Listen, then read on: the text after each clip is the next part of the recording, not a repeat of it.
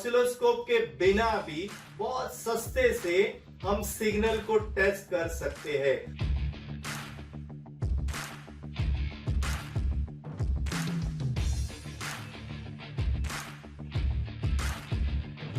नमस्कार दोस्तों, आप सबका स्वागत है हमारे YouTube चैनल पे और बहुत बहुत धन्यवाद आप सबका जो आप हमें ये सहयोग दे रहे हैं, हमारे YouTube चैनल्स को लाइक कर रहे हैं, अपना जो रिपेयर करियर है उसको आप अच्छी तरह से कर रहे हैं। इसको ही आगे बढ़ाते हुए हमने लैपटॉप्स रिपेयर्स के ऊपर और एप्पल लैपटॉप्स के ऊपर और डेस्कटॉप मदरबोर्ड्स के ऊपर किताबें लिखी है, जिसकी आपने सराहना की है, जिसको आप यूज़ कर रहे हैं और जो लैपटॉप्स रिपेयर कर रहे हैं। तो मैं आप सबका बहुत बहुत धन्यवाद करता हूं। और जैसे आप जानते हैं कि ये जो इंडस्ट्रीज़ है काफ़ी अभी ये लॉकडाउन के बाद काफ़ी तेज़ी से ग्रोथ हो रही है, सब कुछ ऑनलाइन हो रहा है, school online, colleges online, offices online हो रही है। सो लैपटॉप्स का जो यूज़र्स है वो काफ़ी तेज़ी से बढ़ रहे हैं, तो उसकी जो रिपेयर्स है वो भी काफ़ी तेज़ी से बढ़ रही है। तो इस टेक्नोलॉजी को अच्छी से अच्छी डिलीवर्स करने के लिए जो इंस्ट्रूमेंट लगते हैं वो कौन से इंस्ट्रूमेंट्स लगते हैं, जैसे मल्टीमीटर लगता है, ऑसिलोस्कोप लगता है, डीसी पावर सप्लाई लगता है, हॉट एयर गन लगती है, बायस प्रोग्रामर लगते हैं, और उसके अंदर जो ऑसिलोस्कोप्स है वो सबसे महंगा है। अभी प्रॉब्लम क्या होता है कि हर इंजीनियर्स है या हर जो टेक्नीशियन है ये ऑसिलोस्कोप को अफोर्ड नहीं कर सकता है।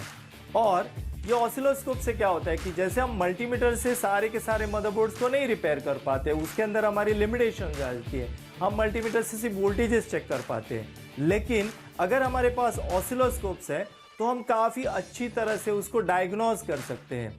तो लेकिन इसके अंदर एक दिक्कत ये होती है कि जो ऑसिलोस्कोप्स है वो काफ़ी महंगे होते हैं। ऑसिलोस्कोप जिस तरह से हॉस्पिटल्स वाले एक ईसीजी मशीन को यूज़ करके एक पेशेंट्स को डायग्नोज करते हैं और उनको पता चलता है कि वो पेशेंट्स की हेल्थ क्या है, उसी तरह से ऑसिलोस्कोप से हमें पता चलता है कि मदरबोर्ड की हेल्थ क्या है और प्रॉब्लम कहाँ पे, और काफ़ी इजी और काफ़ी फास्ट तरीके से हम मदरबोर्ड को डायग्नोज कर सकते हैं। लेकिन जैसे मैंने पहले बताया कि ऑसिलोस्कोप काफ़ी महंगे आते हैं और तो हर इंजीनियर उसको अफोर्ड नहीं कर पाते हैं।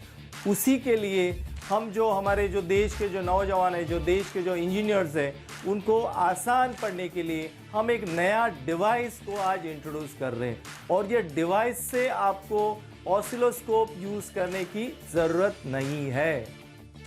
सो दोस्तों, ये है वो डिवाइस। ये डिवाइस है सिग्नल एनालाइज़र, और ये सिग्नल एनालाइज़र से आप कंप्यूटर के यूएसबी पोर्ट को कनेक्ट करके, और यहाँ पे 3 प्रोब दिए गए, ये 3 प्रोब से आप कंप्यूटर स्क्रीन पे ऑसिलोस्कोप जैसे सिग्नल को देख सकते हैं और उससे आपको पता चल सकता है कि लैपटॉप मदरबोर्ड में कहाँ पे प्रॉब्लम्स है और ये किस तरह से चलता है, उसका अभी हम डेमो देखेंगे।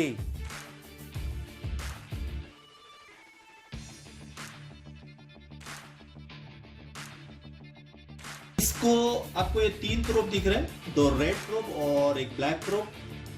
ये जो ब्लैक प्रोब है उसको एक प्रोटोनल क्लिप्स लगा है, ये मदरबोर्ड के ग्राउंड को लगाना है। और ये 2 रेड प्रोब्स है, वो ये 2 रेड प्रोब से हम सिग्नल चेक कर सकते हैं, जैसे एसएम बस है या बाकी के जो सिग्नल्स है, एसपीआई बस है या कोई भी बस के जो सिग्नल या ऑसिलेशन या वाइब्रेशन या फ्रीक्वेंसी को हम इसको टेस्ट कर सकते हैं। अभी यहाँ पे ये एनालाइजर्स को मैं ये मदरबोर्ड को कनेक्ट करूंगा और ये मदरबोर्ड को हम चेक करेंगे, मदरबोर्ड के सारे सिग्नल को हम चेक करेंगे। तो मैंने यहाँ पे ये ग्राउंड लगाया और ये यूएसबी केबल को मैं यहाँ पे कनेक्ट करूंगा, यूएसबी को कनेक्ट किया। दूसरा यूएसबी का ये दूसरा एंड को मैं यहाँ पे कनेक्ट करूंगा, पीसी को कनेक्ट करूंगा, ये पीसी को कनेक्ट हुआ। तो दोस्तों, अभी ये डिवाइस को मैंने कनेक्ट कर दिया है, यूएसबी पोर्ट को कनेक्ट कर दिया है और मेरे हाथ में ये 2 रेड वायर है, तो सिग्नल को मैं एक साथ चेक कर सकता हूँ। और जो ब्लैक वायर है मैंने ये मदरबोर्ड को कनेक्ट किया। ये मदरबोर्ड को हम चेक करेंगे, मदरबोर्ड के सारे सिग्नल्स हम लोग चेक करेंगे। जब भी नो डिस्प्ले सिग्नल आता है या और भी कोई भी प्रॉब्लम आता है, तो जो इंपॉर्टेंट सिग्नल्स है जिसे हम लोग ऑसिलोस्कोप से चेक कर सकते हैं, वो सारे के सारे सिग्नल मैं ये डिवाइस से आपको चेक करके बताऊंगा। और ये एप्लीकेशन मैंने ओपन कर दिया है और ये एप्लीकेशन से मैं इसको सिग्नल को मैं जब चेक करूंगा तो ये सिग्नल यहाँ पे ग्राफिकली मुझे यहाँ पे सारे के सारे सिग्नल दिखाई देंगे। ये बोर्ड को हम टेस्ट करेंगे ये सिग्नल एनालाइजर से, और मेरा ये कनेक्शन अभी रेडी है और ये एप्लीकेशंस तो मैंने स्टार्ट कर दिया। ये उसके एप्लीकेशंस, ये एनालाइजर्स के साथ आएगा इसका एप्लीकेशंस, और ये एप्लीकेशंस से हमें यहाँ पे ये पीसी के डिस्प्ले पे फ्रीक्वेंसीज दिखाई देगी, तो उससे हमें पता चलेगा कि हमारा जो मदरबोर्ड है वो काम कर रहा है कि नहीं कर रहा है। तो इससे हम टेस्ट करेंगे। अभी हम डीसी पावर सप्लाई कनेक्ट करेंगे। यहाँ पे ये मेरा डीसी पावर सप्लाई है, और जिस तरह से ऑसिलोस्कोप में सिग्नल हमें बताता है, अगर हम ऑसिलोस्कोप ये मदरबोर्ड को कनेक्ट करेंगे तो जिस तरह से ऑसिलोस्कोप में यहाँ पे हमें सिग्नल बताएंगे, जो भी फ्रीक्वेंसीज ऑसिलेशंस बताएंगे, उसी तरह से जब हम ये सिग्नल एनालाइजर्स को यहाँ पे कनेक्ट करेंगे तो हमारे पीसी पे हमें उसके ऑसिलेशंस दिखाई देंगे। तो दोस्तों अभी हम इसको टेस्ट करेंगे।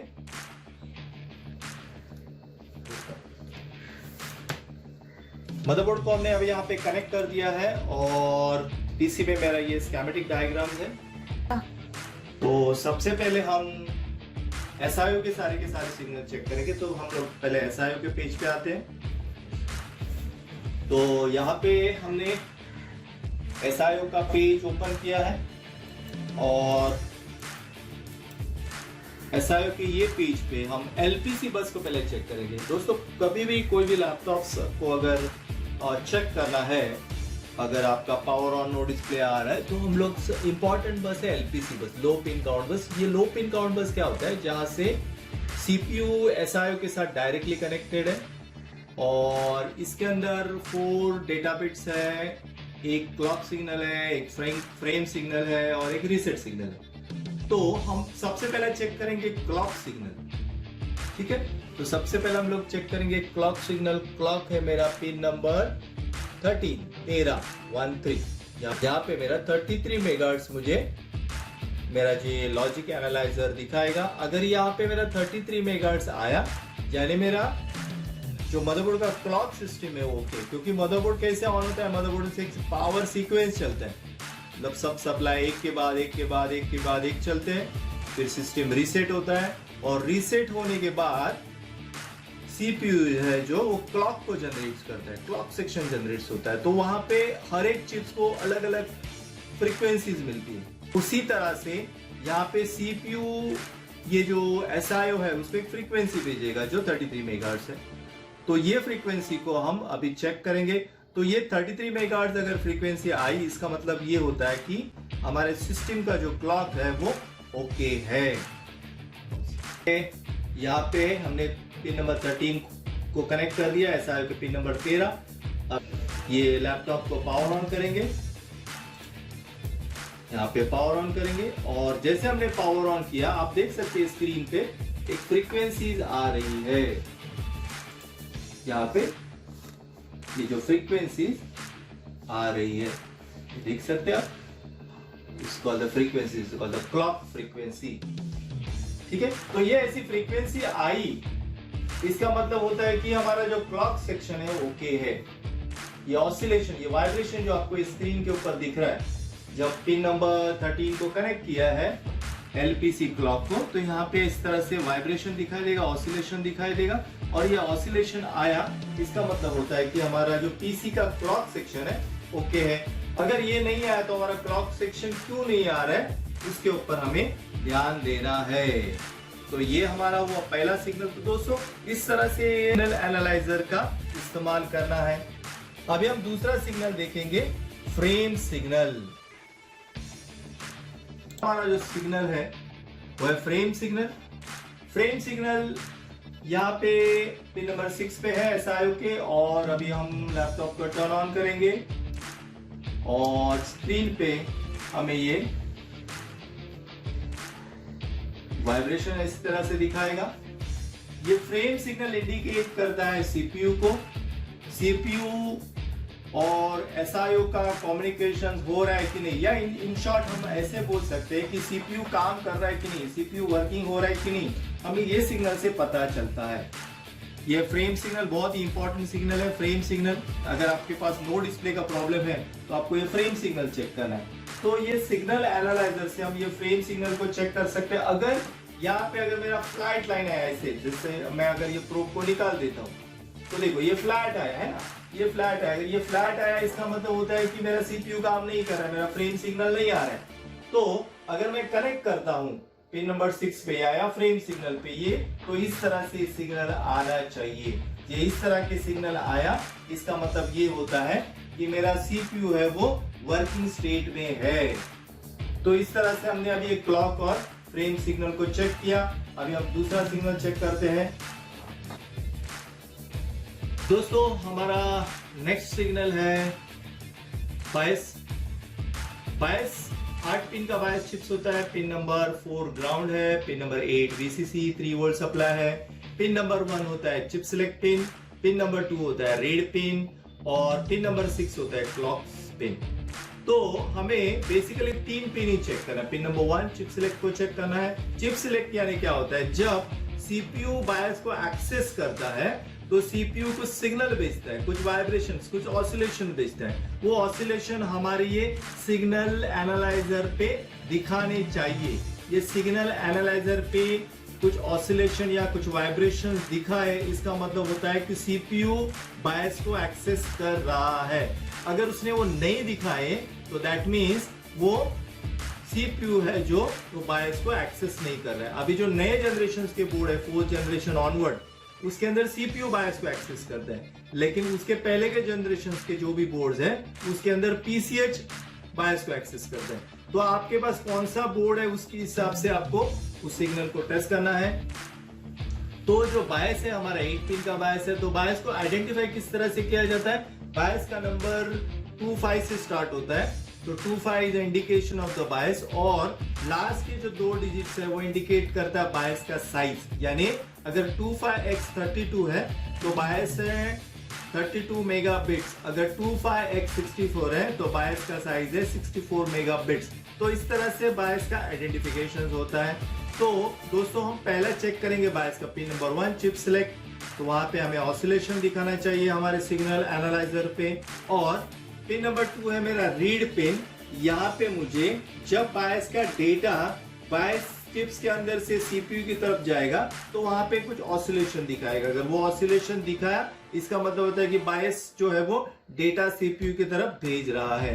अगर पिन नंबर 2 पे वाइब्रेशन यानी ऑसिलेशन अगर नहीं आया तो बायस चिप फॉल्टी हो सकता है।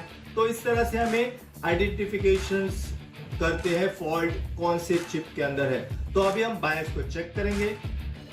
बायस का पिन नंबर 1 पे अभी कनेक्ट कर दिया है। अभी हम लोग लैपटॉप को ऑन करेंगे। ये लैपटॉप पावर ऑन हो गया और आप देख सकते हैं स्क्रीन पे ये ऑसिलेशन हमने चेक किया पिन नंबर 1 पे।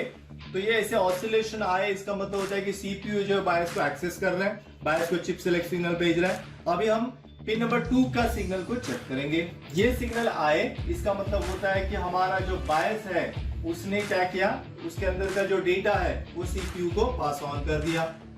अगर ये ऑसिलेशन नहीं आता था, अगर ये वाइब्रेशन नहीं आता तो हम एज्यूम करते थे कि हमारा जो बायस चिप्स है वो फॉल्टी है। और पिन नंबर 1 पे अगर ऑसिलेशन नहीं आता तो हम एज्यूम करते थे कि हमारा सीपीयू फॉल्टी है। तो दोस्तों इस तरह से हम ये सिग्नल एनालाइजर का इस्तेमाल कर सकते हैं।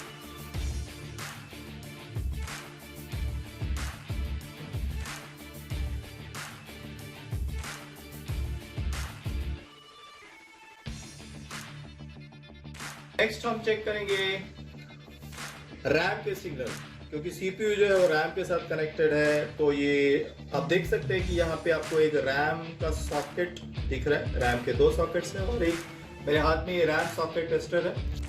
ये रैम सॉकेट टेस्टर्स से हम रैम के जितने भी सिग्नल्स है, जैसे रैम के सप्लाईज है, रैम के जो 3 सप्लाईज है VDD, VTT और SPD, और बाकी के जो सिग्नल है उसको हम चेक कर सकते हैं। तो यहाँ पे हम एक प्रोटोकॉल होता है जिसको बोलते हैं SPD। रैम के ऊपर एक छोटी चिप्स होती है SPD चिप्स, और वो SPD चिप्स वो रैम का बायस है और CPU रैम के साथ कनेक्टेड है। और जब भी इनिशियलाइज होता है, सिस्टम इनिशियलाइज होता है और पावर ऑन सेल्फ टेस्ट होता है जिसको पोस्ट बोलते हैं, तभी सीपीयू जो है वो पूरे सिस्टम को चेक करता है, तो रैम को भी टेस्ट करता है। तो वो रैम को पूरा नहीं टेस्ट करता है, वो रैम का जो एसपीडी चिप्स है वो एसपीडी चिप्स के साथ कम्युनिकेशंस करता है और वो कम्युनिकेशंस होता है एसएम बस द्वारा। एसएम बस एक कम्युनिकेशन प्रोटोकॉल है जिसको सिस्टम मैनेजमेंट बस बोलते हैं। एसएम बस 2 वायर कम्युनिकेशन है जहां पे वो बाय डायरेक्शनल है, मतलब हर चिप्स एक दूसरे चिप्स के साथ बात करता है, जैसे बैटरी और चार्जिंग चिप्स है, फिर एलसीडी और ग्राफिक चिप्स है, सीपीयू और रैम है, ऐसे टेम्परेचर कंट्रोलर, ऐसे बहुत सारे एसएम बस होते हैं मदरबोर्ड पे। और ये सारे के सारे एसएम बस को हम ये सिग्नल एनालाइजर से टेस्ट कर सकते हैं और उससे हमें पता चलता है कि हमारा जो सीपीयू है वो फंक्शंस कर रहा है कि नहीं, या एलसीडी फंक्शन कर रहा है कि नहीं, या रैम फंक्शन कर रहा है कि नहीं, इससे हमें पता चलता है। तो अभी मैंने रैम सॉकेट टेस्टर्स को रैम स्लॉट में डाला है और यहाँ पे ये जो 2 पिन है, ये 2 पिन पे मैं सिग्नल को चेक करूंगा। ये एसपीडी के 2 सिग्नल हैं, तो यहाँ पे मेरा ऑसिलेशन दिखाना चाहिए। जब भी मैं ऑन करूंगा सिस्टम को इनिशियली सिर्फ फ्रैक्शन ऑफ सेकेंड कुछ वाइब्रेशन मुझे मेरे मॉनिटर स्क्रीन पे बताएगा। अगर ये हुआ मतलब मेरा एसएम बस का कम्युनिकेशन हो रहा है, अगर ये नहीं हुआ मतलब एसएम बस कम्युनिकेशन नहीं हो रहा है, तो ये आइडेंटिफिकेशन कर सकते हैं। प्लस हम लोग एलसीडी को भी यहाँ पे चेक कर सकते हैं, एलसीडी का जो एसएम बस है उसको भी हम यहाँ पे चेक कर सकते हैं। तो अभी हम रैम का जो एसएम बस है उसको हम चेक करेंगे। तो रैम सॉकेट टेस्टर्स को हमने कनेक्ट कर दिया है, अभी मैं प्रोब को कनेक्ट करूंगा। ये प्रोब को मैंने कनेक्ट कर दिया है, पीसी को मैं ऑन करूंगा और स्क्रीन पे मुझे वाइब्रेशन दिखाई देगा। ये जो स्क्रीन पे वाइब्रेशन आया इसका मतलब ये होता है कि जो कम्युनिकेशन है, ये जो लाइन दिख रही है, ये जो कम्युनिकेशन है between CPU and RAM take place. देख सकते हैं सिग्नल, तो ये सिग्नल आए इसका मतलब ये होता है कि जो एसपीडी है between CPU and the RAM communication take place. अगर ये नहीं होता था तो probably fault could be again into the CPU. So दोस्तों, इस तरह से मैंने आपको एक्सप्लेन किया ये सिग्नल एनालाइजर किस तरह से काम करता है और इस सिग्नल एनालाइजर से हम किस तरह से मदरबोर्ड को डायग्नोज कर सकते हैं। बहुत ही कॉस्ट इफेक्टिव ये डिवाइस है, कोई भी इंजीनियर इसको अफोर्ड कर सकता है। बहुत ही सस्ते दाम में आप ये डिवाइस को ले सकते हैं और मदरबोर्ड को डायग्नोज कर सकते हैं। एक दिन में आप ज़्यादा से ज़्यादा मदरबोर्ड रिपेयर कर सकते हो। इसको टेस्ट करना बहुत ही सिंपल है, यूज़ करना बहुत ही सिंपल है। ओनली टेक्निक्स को आपको इस्तेमाल करना है और एक दिन में आप ज़्यादा से ज़्यादा मदरबोर्ड को रिपेयर करके ज़्यादा से ज़्यादा पैसा कमा सकते हैं। और ये डिवाइस को दोस्तों ऑर्डर करने के लिए हमारे जो नीचे दिए गए नंबर्स पे हमें आप संपर्क कर सकते हैं। So thank you very much for watching this video. Have a nice day.